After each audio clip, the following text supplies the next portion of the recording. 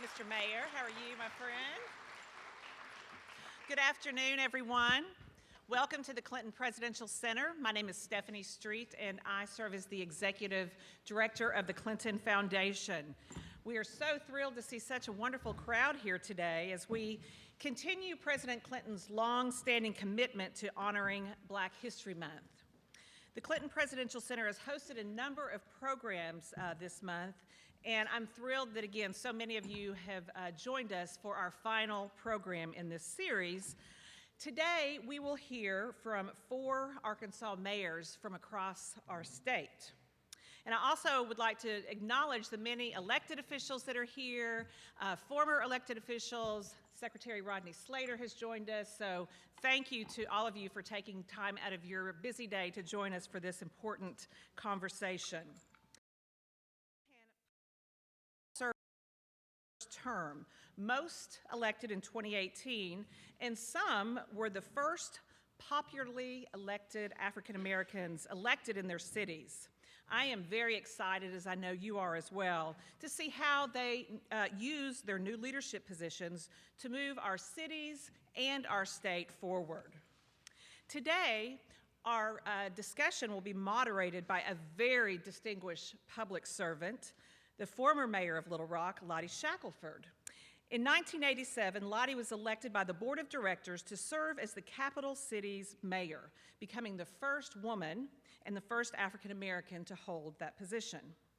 After her tenure in Little Rock, she served as deputy campaign manager on President Clinton's 1992 presidential campaign. She was also a critical member of the president's transition team. She is the longest serving national vice chairperson at the Democratic National Committee. And of course, Lottie has remained active and civically engaged in the Little Rock community. Before we begin our program, I'd like to thank our Black History Month sponsors. Because of their generosity, we are able to bring wonderful programs like this to our community.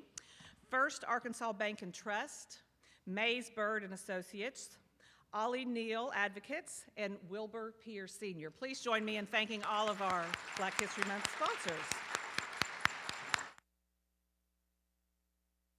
Now I'd like to introduce the mayors here, and then Lottie will begin the conversation. We have joining us the mayor of El Dorado, Veronica Smith, the mayor of Pine Bluff, Shirley Washington,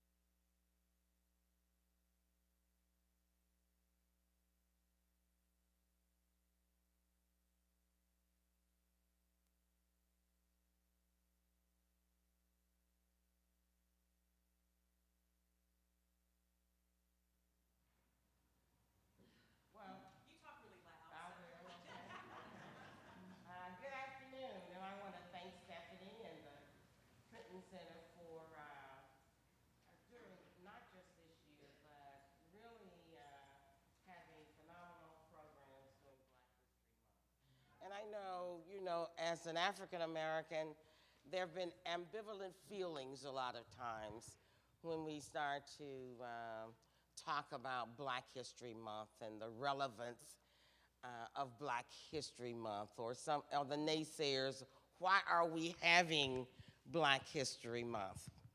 Well, in part because here it is, 251 years now since the first slaves were brought to this country, and we're still having all of these first. So do we question the relevance? I too want to acknowledge formerly elected officials who are in the audience with us, Governor Tucker, Secretary Slater, I saw Representative Blake. Do I see any other? Am I overlooking any other? I haven't forgotten you, Terry. Any other elected officials? Well, our panel today is about first. And 2018 truly gave us a lot of first. And I just can't pass up the fact that here in my great city and in my great county, Little Rock, and then Pulaski County, we also have the first African American woman ever elected as county clerk for Pulaski County, Terry Hollingsworth. Terry, I'd like for you to stand.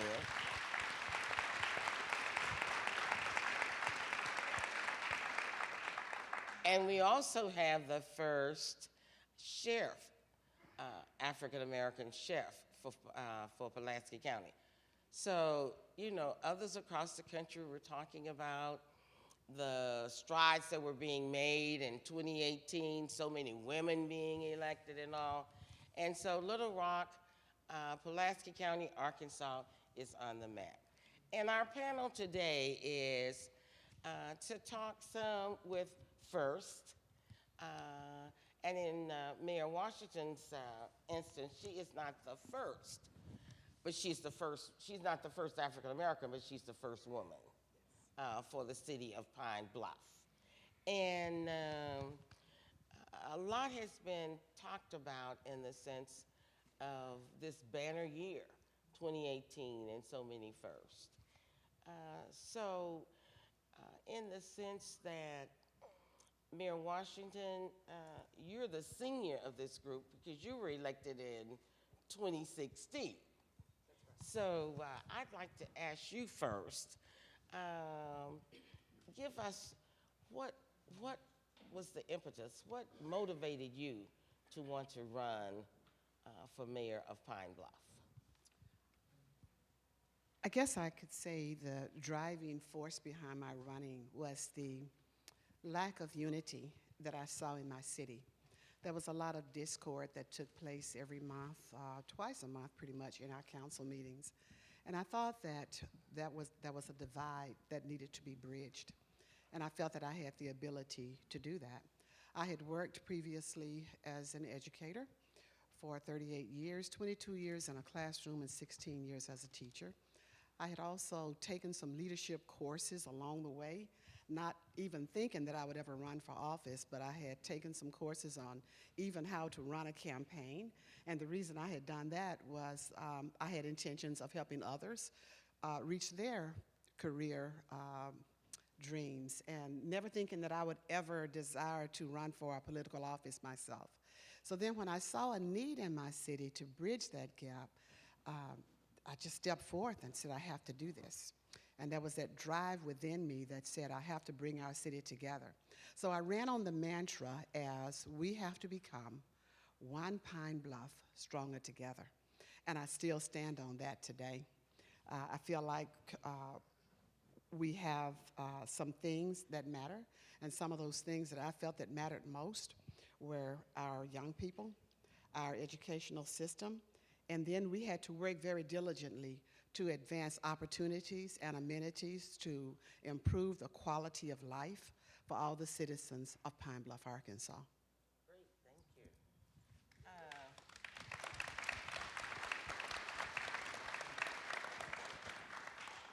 As I was reading some about each of these mayors and their cities, I noticed that there was one common theme that everybody ran on, and it had something to do with unification, or it had something to do with bridging the gap, as you said, or racial divide, or economic divides.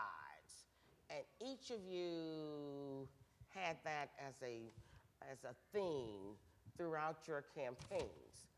Is there any other issue that propelled you to want to run, Mayor McGill? Excuse me, thanks for hosting this panel. My foray into the mayor's office began with people across the community asking me if I would be willing to serve. And I began to explore that to determine whether or not I could make a difference, whether or not my leadership style would make a difference, whether I could bring people together, whether I had the communication skills or the listening skills that would be required to solidify the second largest city in the state. Also realized that the demographic I come from, we make up less than 8% of the population. So I asked those questions. And across the board, people began to tell me that they wanted me to serve or consider running for mayor. And after careful consideration and consultation with my family and some friends, I decided to make the sacrifice and run for mayor. Great, thank you. Mayor Smith Greer, I'm sorry, from El Dorado. I just got back in from Colorado. Oh my gracious.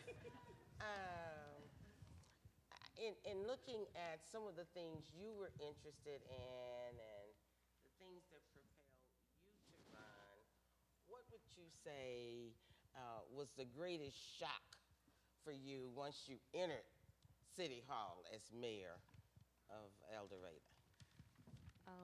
The greatest shock. The greatest shock. I can't say that there were any shocks to it, and I'm being totally honest about that. Even going into it, I kind of knew what I was gonna see. One of the things that is not a shock, but it is, and I don't mean to be comical, but it's just the truth. I decided to run as Veronica Smith Creer, and I have to sign all the checks. So that was kind of a shock. So I would have run as just V. Creer if I knew that was going to be the situation. But if I could just take a moment to kind of answer your other question, I would appreciate that. And I think maybe that kind of alludes to some of the things as well. When you asked why did we decide to run, and my situation was that I feel like that the position of mayor is that of a public servant. I believe you should be visible. It was disheartening to me in the run that a lot of people didn't know who our current mayor was at the time. They'd never spent any time with him, hadn't seen him at different events. Being a public servant, I think, is what that particular office requires. And so that's one of the things that people had continued to ask me about running, because to a degree they saw me everywhere. And I think that was one of the most rewarding things. And I'll say this, and maybe it was a little bit of a shock, but not necessarily at City Hall. After the election was over, the next week was Education Week, and I was asked to go to many of the elementary schools. And when I got to one of them, one of the young girls, and I believe they third graders, she walked into the room and she said, "I know who she is. She's the mayor." So that was rewarding, in that even little children knew who I was. So a good shock. Mayor Scott, I know you've had to address this question many, many times in the sense of what makes you think you can be mayor of Little Rock, Arkansas? 'Cause So my what mama made told you me think so. you could be mayor of Little Rock, Arkansas?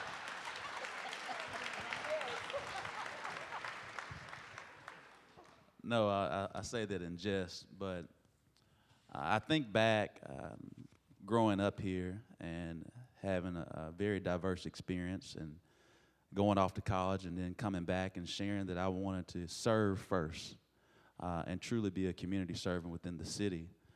And then myself and friends, we've been blessed to get connected.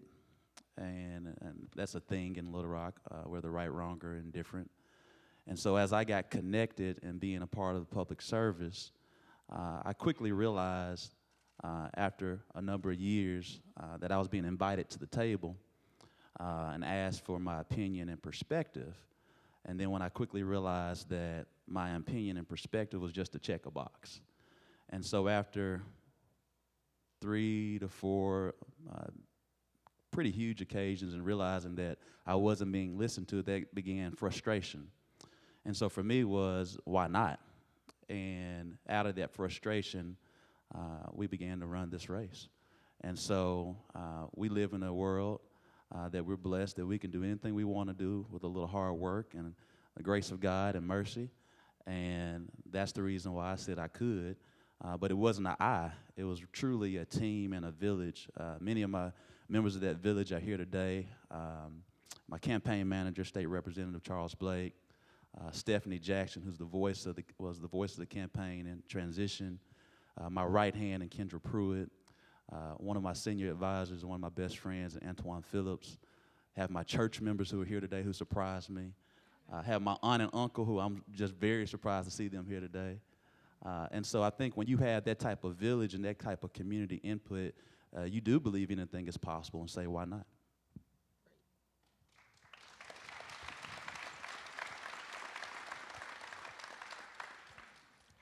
I still want to delve a little bit more into first days or first weeks in office.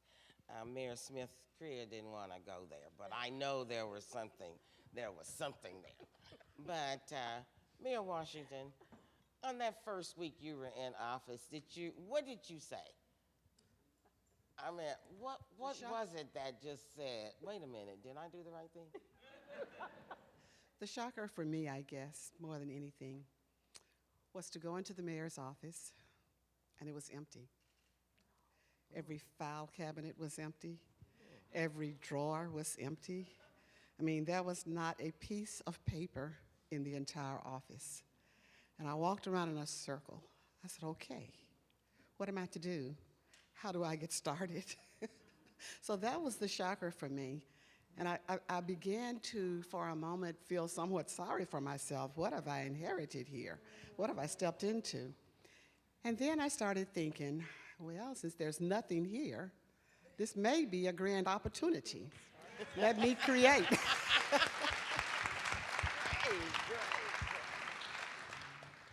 So whatever is there now was created by yours truly.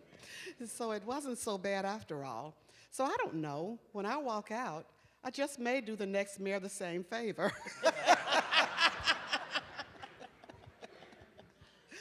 But with time, it all falls in place, and you know, you're able to pull it together. The key thing is to make sure you have a good team. I like the way Frank was able to identify some of the members of his team, and I have some of that team with me. So that's key. We have to surround ourselves with smart people so that we can pull it together. So that was the biggest shocker for me when I walked in. Great. I think you, Mayor Washington, Mayor Scott, and Mayor Smith Creer, your cities have larger black populations, you know, from 40-something to 50-something. Mayor McGill, your city has 9% black population. So I'd like for you to share with us what has been the greatest eye-opener for you. I know it's been a short, 60 days or so, but what's been the greatest eye-opener for you? You know, the greatest eye-opener for me, and I don't know if it's really an eye-opener, but confirmation that people were ready for a change. And they made a decision to cover up the names. They made a decision to cover up the race or culture or religion. And they looked at the qualifications and credentials. I'd like to believe the city of Fort Smith says, this by far is our best choice. And when the final results were tallied, we won by what people call a landslide. And I guess the most rewarding, you know,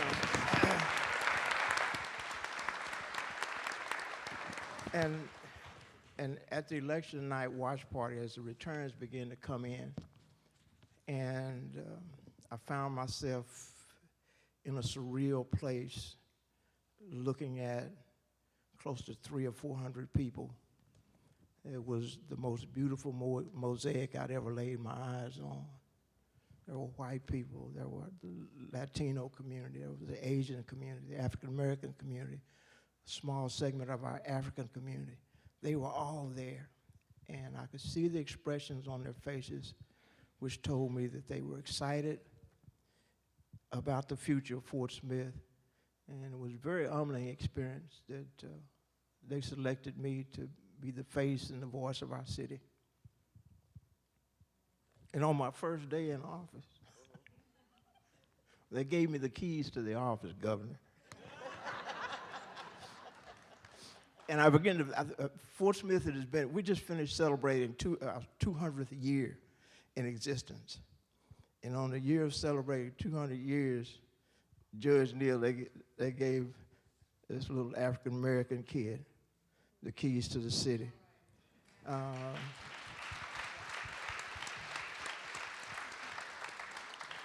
And it's my hometown, so I watched it. I watched her mature to a point where they would give me the keys. I do remember a time that we'll talk about some other time that were not good times.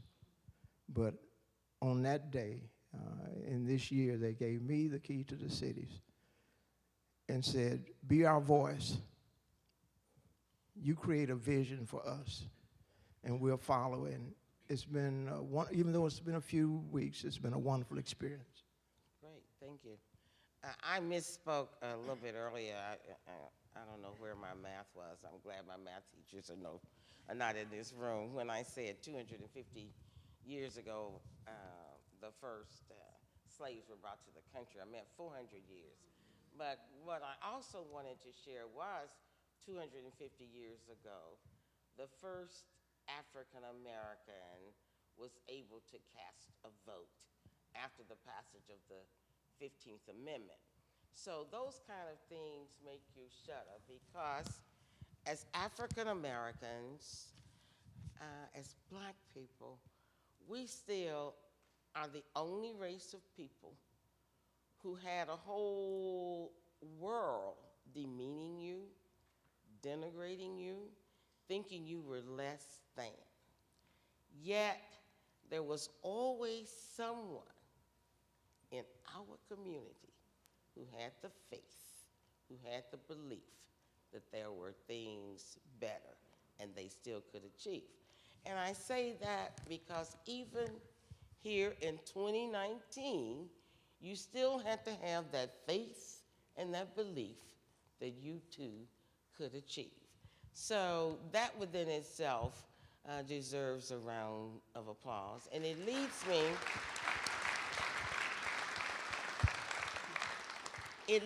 me to ask, while you all have each dealt with this since the day you were elected, because everybody is like, well, how does it feel to be the first? And I know in reading about you, this was never a reason to run. But how does it feel? And how do you impart that feeling in a way that is inviting for others to share? Yes, Ms. Greer. How does it feel? And I have to be honest when I say, even in the run of it, it was hard for me to, and I call it sit in it. I'm the first African-American woman to ever run for mayor in El Dorado. So with that knowledge, winning that I would be the first woman and the first African-American, yeah. It's overwhelming. It's overwhelming. I think about my daughter. I think about what it does for her. And I have to say, I thought about my mother. My parents are both deceased. That's why it was important for me to run as Veronica Smith Creer. Had to bring them with me. My father worked for the water company for 33 years. Now as mayor, I'm over the water company in El Dorado. How does that feel? I don't think I could really put it into words, but it gives me a sense of pride, greater faith, and it proves not only what I can do, it proves when God gives you a gift and a purpose, what you can do. The odds were not in my favor, but God was on my side and an amazing team as well. So that, to me, it's more of a testimony to what can happen if you are, some people say crazy enough, to believe that you can do something. So I still, at this moment, I have to say that I still have not truly sat in it, because I feel like if I do, it's too big. It's too big. So definitely grateful. I think about my mother and her always telling us as children that we could do whatever we wanted to do. And because I've always had a big mouth, so when your kids talk a lot, encourage that. It could make them mayor one day. She always told me, you know, that, yeah, you're going somewhere, even, and my dad as well. So you see it growing up, believing, even though you didn't see someone that looked like you doing it. So now I get to be like the little girl that knew I was the mayor. I get to be the inspiration for the next generation. So it's huge.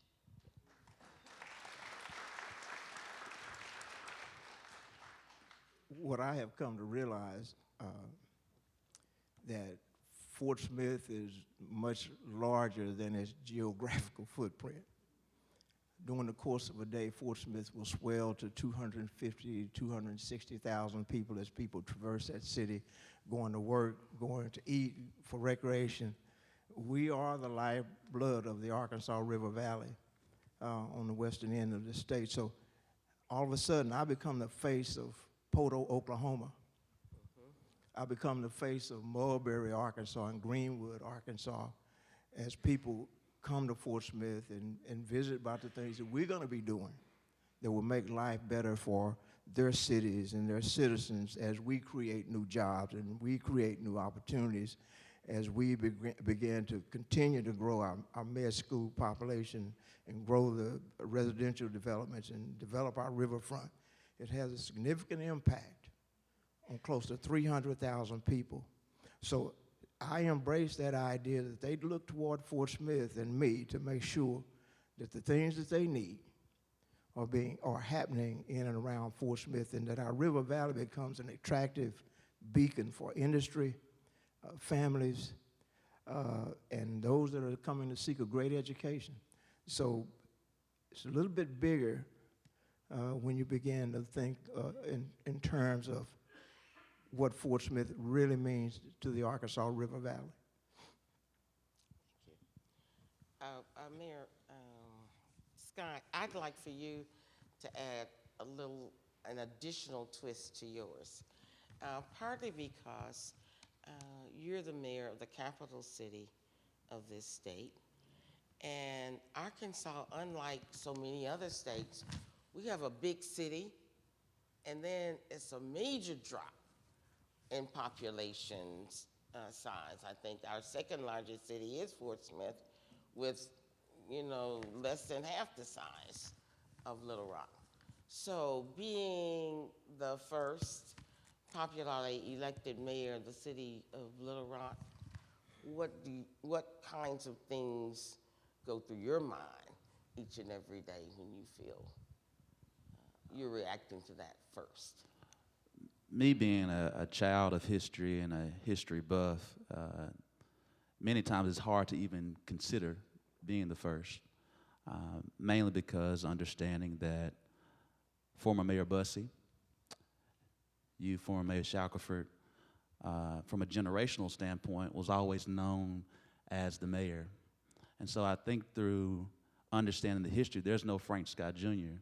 without a Mayor Bussey and a Mayor Shackelford.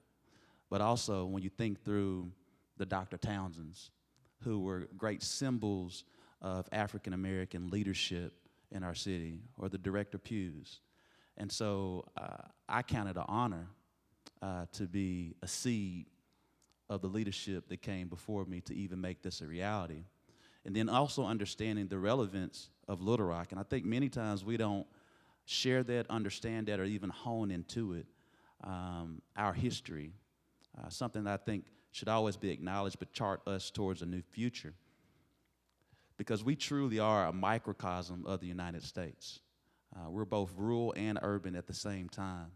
But yet we have an opportunity, understanding the historical relevance of being the first black elected mayor of Arkansas, of the state's capital city, is to understand that we can have a new South and be a catalyst for that, to show that we have progressed from our past to our present as we're charting towards a new North Star for a new South. And so what you're starting to see is that across the entire South as we move forward. And so I count it as an honor to be here, but it also is a huge responsibility. Me being someone that is many people don't realize I'm actually an introvert. And to be in this capability with eyes on me when sometimes I actually try to run away from being seen, you understand that there are not only our elder generation that's looking at me, but there's also our younger generation. And it became real to me on 2 different occasions. When Director Pugh came at the inauguration and said that I never thought I would see this day, I about cried. But then also, and anyone who knows Director Pugh, she's in her early 90s. But then to see young children to dress up like me the next day and say that mayors come from Southwest Little Rock. Okay.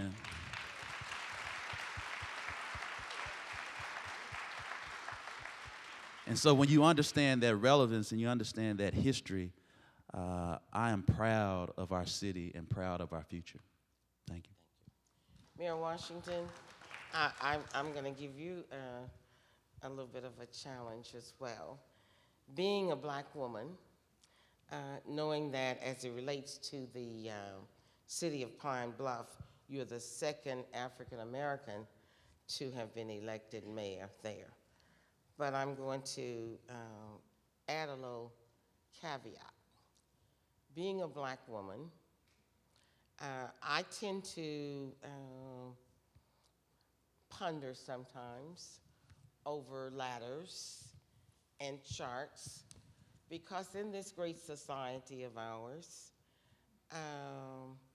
if you take 4 groups, white males, black males, white women, black women, on this chart, always at the top of that chart, regardless, the economic, the educational, this to that, white males at the top.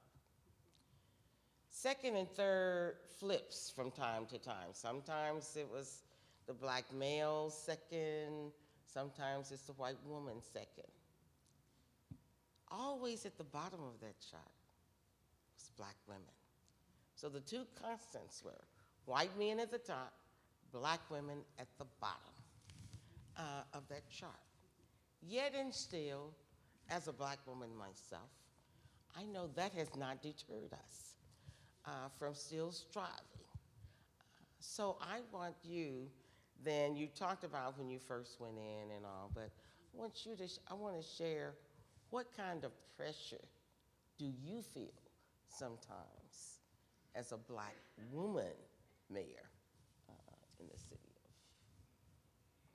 The main pressure that I feel is basically no different than the pressure that I felt when I walked into my first classroom as a teacher. I felt that I had to be the very best teacher that those kids would ever have.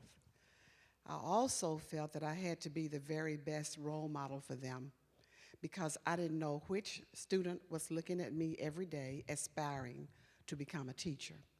So I had to be the very best. And then when I became a principal, the same was true. And I wanted girls to know that they could run and manage the school.